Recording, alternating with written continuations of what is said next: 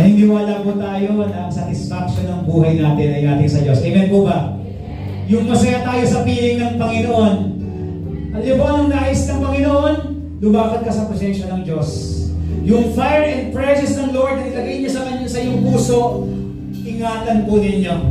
Lagi po nating hanapin, hindi lang pagsasimbahan, kundi sa araw-araw nating buhay, hanapin natin ang presence ng Panginoon. Amen po ba?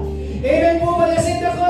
Ikaw ang aking buhay at pag-asang tunay at pag-asang tunay.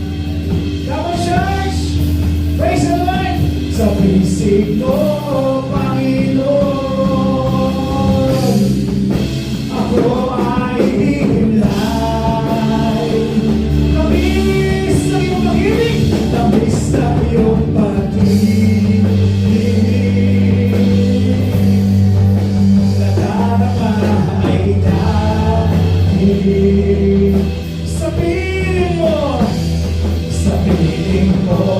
Panginoon, kailanman di ka pagpap. Let's nurture the praise of the Lord in the hearts today. Ikaw ang aking buhay at pag-asa tunay. Sa bisig mo, Panginoon, ako ay hihimlay.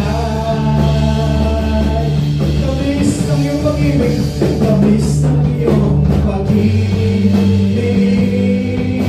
Higit pa ito sa langit, higit pa ito sa langit.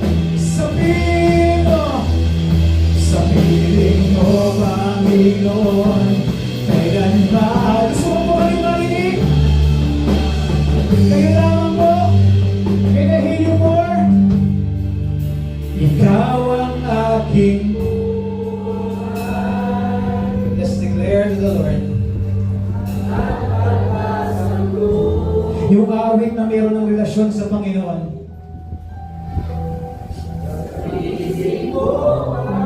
Yung awit na nagmamahal ka sa Panginoon, sa Creator mo. Yung awit na nagbibigay ng kaluguran sa Diyos. Nagkapasalamat sa Panginoon.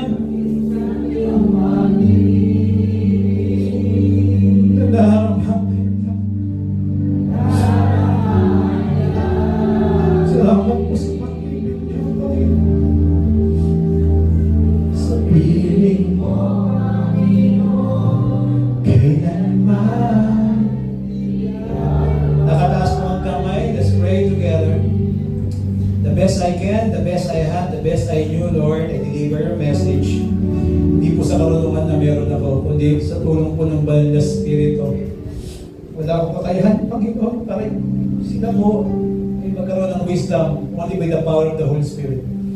Wala akong kakayahan para baguhin ang pananaw ng bawat isa only by the power of the Holy Spirit. I pray in Jesus' name, yung presensya ng Panginoon, kaya tayong baguhin ng Diyos. Amen po ba?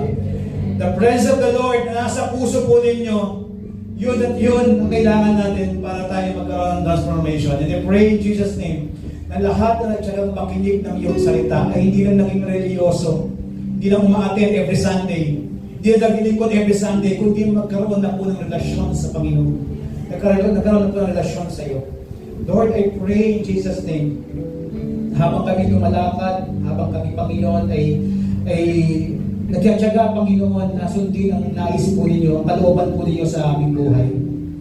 Maranasan po natin, lumalim po kami sa relasyon po sa iyo. I pray in Jesus' name na maging fruitful, meaningful, O Lord, ang buhay ng bawat isa na nakinig ng iyong mga salita na naririto, Panginoon. The Lord, habang kami ay nabubuhay, connected po kami. Ikaw po yung puno ng ubas. Kami, Lord, ay mga sanga lamang. Connected kami sa iyo at hindi kami lalayo sa iyo. In Jesus' mighty name. Maraming po salamat, Panginoon, sa katuruan ito na ay po natanggap. Ito po ang aming sabat panalangin at nagsasabi ng Amen.